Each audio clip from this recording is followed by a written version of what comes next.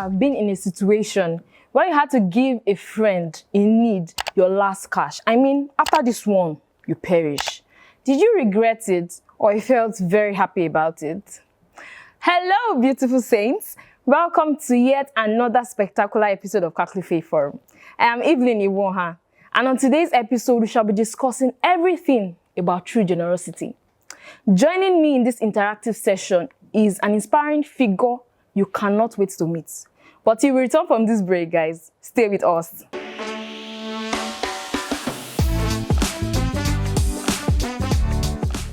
True generosity. We can look at true generosity in terms of economics.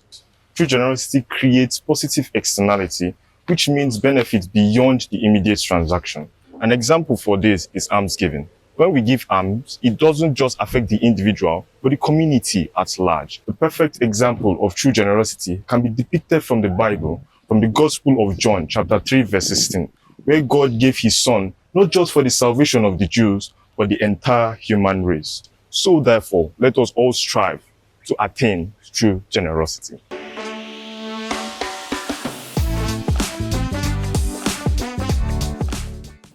Welcome back, Saints. If you're joining us for the first time, this is Catholic Faith Forum. I'm Evelyn Iwonha. And today our topic of discussion is, what is true generosity? Permit me, it's my pleasure to introduce to you my friend, my guest on this discussion and on today's episode, in person of Reverend Father Joseph Nwokpo. Drum rolls. I'm so happy to have you here, Padre. Thank you for coming. Thank you for. How are you feeling today? Very humbled. Oh, I'm so glad. It's a pleasure being here. I'm happy. I'm really happy. People see I'm smiling too much. Reverend Father Joseph Nwokpo is of the Catholic Diocese of Abeokuta.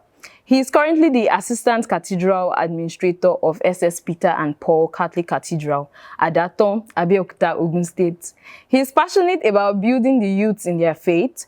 He loves playing table tennis, football, and video game. He also loves singing. I'm curious about this singing. Padre, let's sing before we start. Oh yeah, let's have it. What's your favorite song? Sure. Gospel songs. Okay, who's your which particular one? Which particular gospel song do you like? For now, the one that is trending in my brain and is stopping my brain now is Jesus Ye by Nathaniel Bassey. Jesus Ye. It's actually stopping my brain. Wow. For me, there are a lot of liturgical and theological undertone in that song. Yeah. Praising the name of God. Praising the name of Jesus. Yeah. It's a nice song for me, and it calls for serious reflection, serious pondering. Very true. And a deep introspection. Wow. About the personality and the life of Jesus. So for me, it's a good song. That's amazing, no?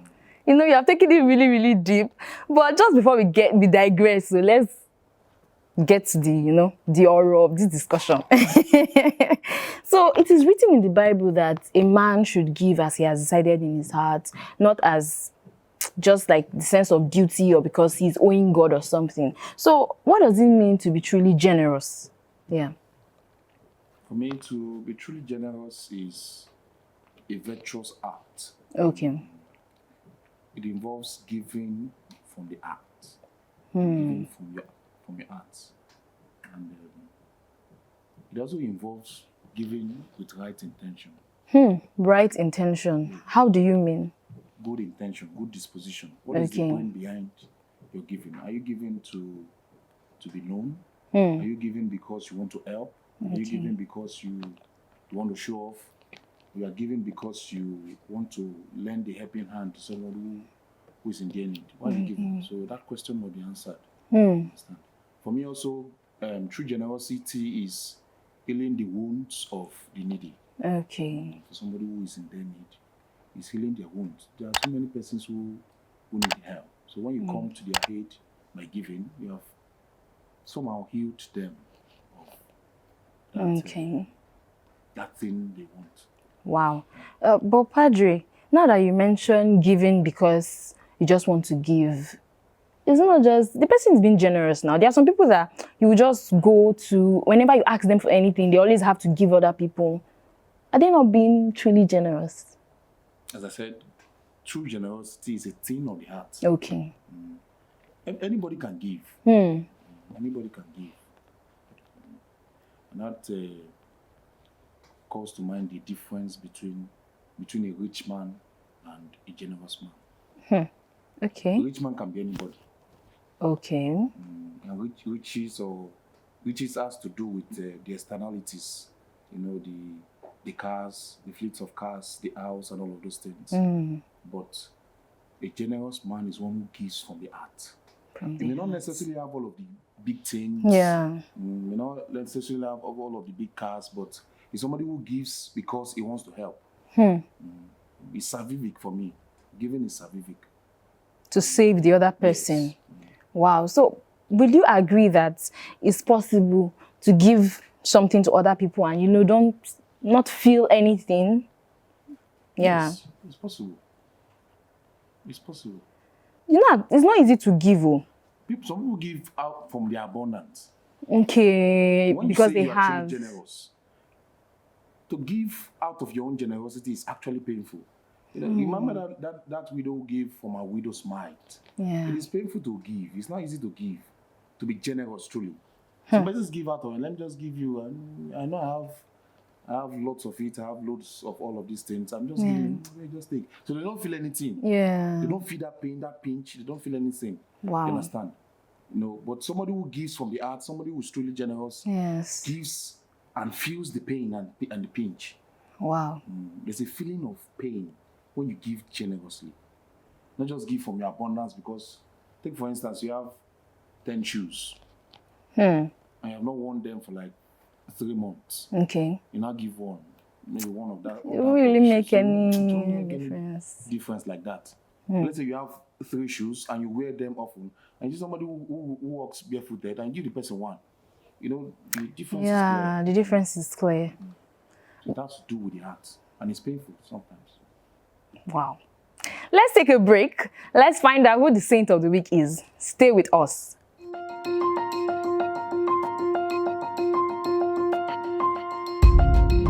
Our saint of the week is Saint Francis Solano. Saint Francis Solano was born in 1549 in Andalusia, Spain. Showed early devotion to God, studying with the Jesuit priest, joining the Franciscan observance in 1569. Ordained a priest in 1576, he exhibited zeal and charity, dedicating himself to preaching and ministering to the afflicted, notably during the plague of 1583 in Granada, where he fell ill but quickly recovered. Sent to Peru as a missionary, he displayed extraordinary compassion when his ship ran aground, refusing to abandon enslaved Africans whom he had comforted and baptized amidst the wreckage. Despite the perilous situation, he remained steadfast, eventually reaching Lima, where he embarked on 20 years of tireless ministry amongst indigenous people and Spanish colonists.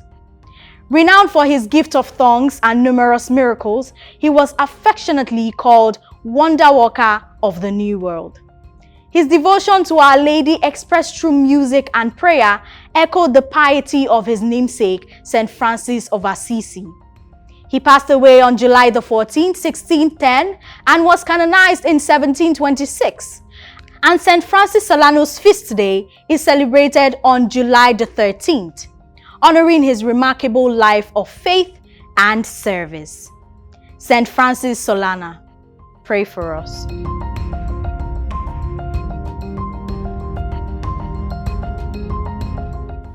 Welcome back, Saints. Thank you very much, Mariana, for that delivery. Was truly captivating. Please, let's emulate the life of the saint. Thank you. So just for the break, Padre, you were shedding more light on how an individual can be truly generous, and it comes down to the intentions of their hearts, and not because they want to just help somebody, but there's going to be some certain level of pain that they will feel. I would like to ask this regarding what you have just said, that is it possible, or what are those reasons, that motivates individuals that are truly generous to give? Is it because of God, or because they feel like they might just be in the person they are helping, their shoes, or what reason? What motivates them? Yeah. Now, ab initio, I said that true generosity is given with right intention. Right intention. So the intention, or what should motivate you to give, is because you want to save. I said before that true generosity is salvific. Salvific. You want to save. You want to lend a helping hand to somebody who is in their need. So what should motivate you to give is because you want to save a soul. You understand? Yes. It's not for show off. Okay. It's not for popularity. Wow. It's because you want to save a soul. Save a soul. And that's a very valid point, to save a soul. Because personally, seeing giving is like, I have it, let me just give the person. She's in need of it, let me just give the person. But it's deeper than just giving. There's more to it. You have to save the individual. Padre, what about individuals that, they are truly generous? Is it possible to like inherit it from parents, or it's just by nature? Is it possible? Could true generosity? It's very possible to inherit the true generosity from parents. I've seen parents come with their children for orphanage, and they give them money to drop in your orphanage box. Yeah. What are they teaching the children? To be generous. That is the intention. Wow. But for the children, it will not make any sense at that level. Let me just go and drop it there. Let me just squeeze the money there. Since my dad or my mom has said I should put it there. But for me, it goes a long way. From that age, you're already teaching them to give. That it's important to give. You know, some parents tell their children, when you get to school and you cannot finish your food, you can give tire, you can give, don't waste the food. Yeah. You know, somehow it's sinking into the brain of that young girl, that young boy, that okay, I can actually give this thing out and not waste it. Not waste it. So it can be learned. You can teach people. Wow. So what would be the impact of being truly generous on the giver? Peace. How? I'd like you to explain peace. No problems, no challenges. Just as I said at the beginning, that you saw somebody walking barefooted and you have 3 pairs of shoes and you give the person one, and the next time you're seeing the person comes out maybe from his home or comes to church with that same shoe. What readily comes to your mind?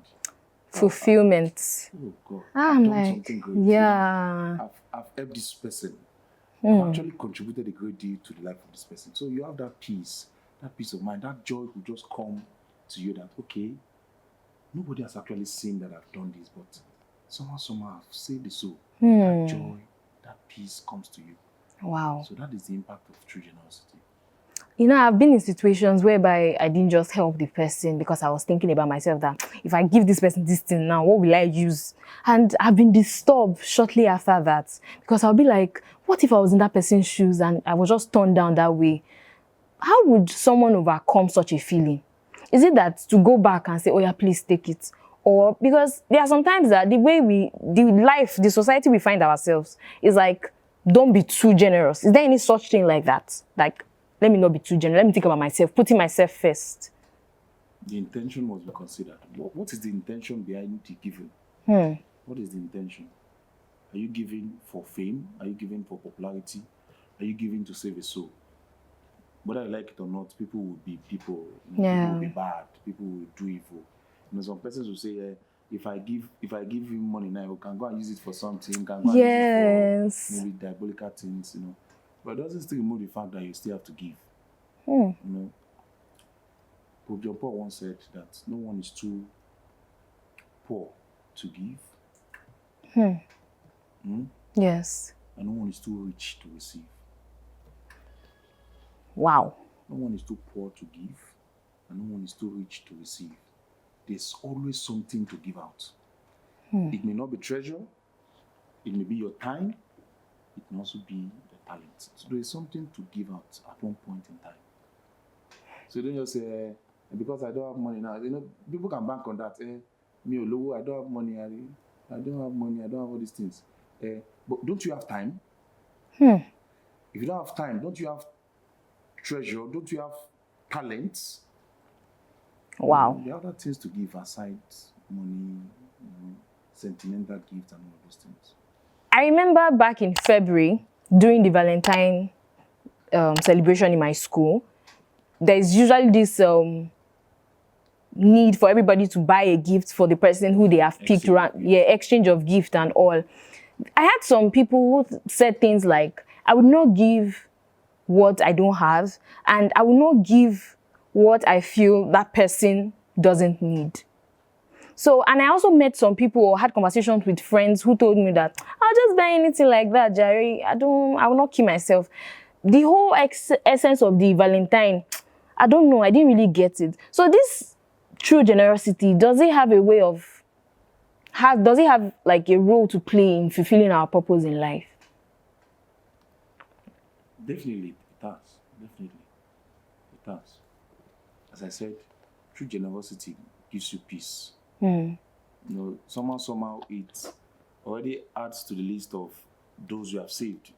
Maybe you're not even seeing it from that angle, but somehow you just be counting, okay, maybe I contributed a great deal to this person's life. Okay, I've done this to this person. And sometimes, or even most times, what you have done, though you are not expecting, may in the future come back to you. Maybe what you have done in the past may in the future come back to you in good measures and in great measures. Wow. You can imagine somebody who has helped somebody maybe while they were in secondary school. And the person comes, maybe you see it in movies. Yes. They may be fictional, but you see it in movies and they say, when I was in school, you did this so thing for me. Yeah. But it was small, but now it is what has made me to get to this level of my life. That's a way of changing your whole life as a person. That fulfillment is there when you give. It has a way of also helping you when you are in need. It goes on like that. So for me, true generosity as a way of fulfilling our purpose in life. Wow. Awesome. It's now time for our Know Your Faith session. Stay with us. We'll be right back.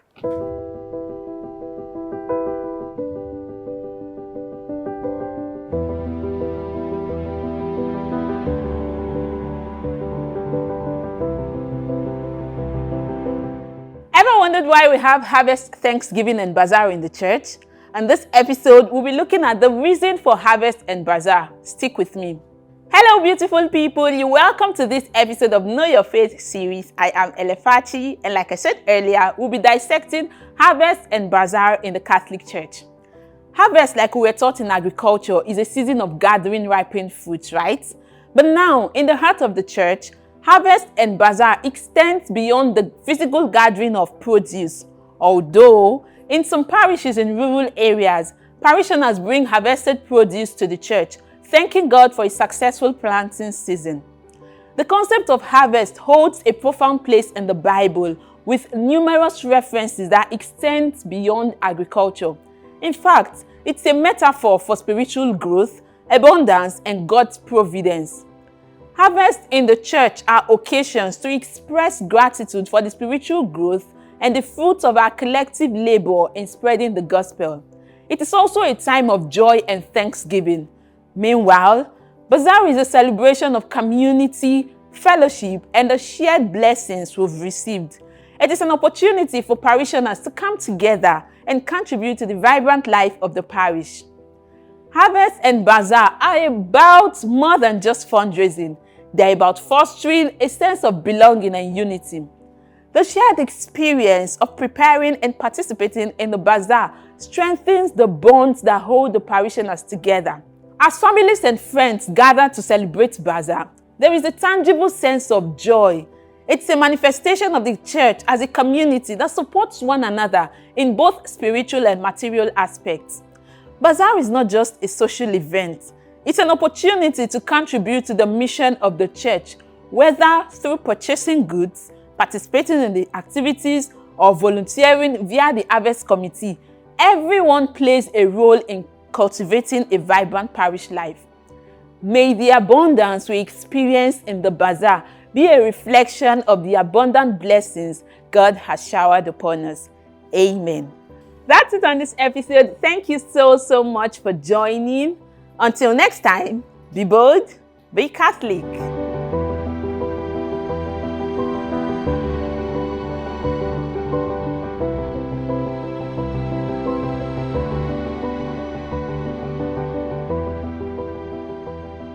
Welcome back, Saints. Our discussion is still centered on what is true generosity. And just before the break, Father made us to understand that giving is very important. It not only gives you peace, but you are contributing to the salvation of souls out there.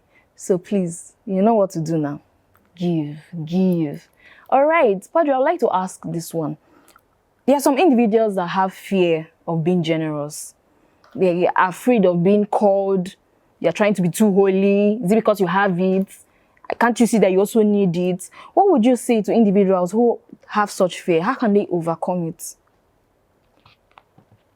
To overcome the fear, I would say you should follow the injunction of most of the readings of the season of Lent about thanksgiving. Give in secret. Wow. Give in secret. If you're afraid that people can tame you, you're just doing it because of fame, you're just doing it because of you want people to recognize you, you can give in secret. What about when we give the persons and they go about telling other people that, is this person that gave me, does it make it still secret? Give in secret and go with the right intention. Okay. Just know that from the very beginning that this act, Yes. this virtuous act that I want to embark on is one that will save a soul. Whether it eventually turns into a very bad venture, it's just what I want to do to save a soul. Whether the person appreciates it or not, for me, I want to save a soul. Okay. And let God bless the little or what I'm giving to the person. Simple. With technology and social media now, what impact does it have on the way people express and, perceive generosity? Like for some individuals who will go to the orphanage homes and give so much to just capture it on videos so that everybody on social media can see that, oh, they actually visited the orphanage home today to give. So what is the impact? What does it have? What's the effect on the way people express it and perceive generosity? For me, it has both the positive and the negative impact. Okay. The negative impact is that, people now say themselves, they now use that as an avenue to market themselves, to grow their social media handle and all of those things. Yeah. But whether you like it or not, these persons or this group of people who are into this charity thing are also evangelizing.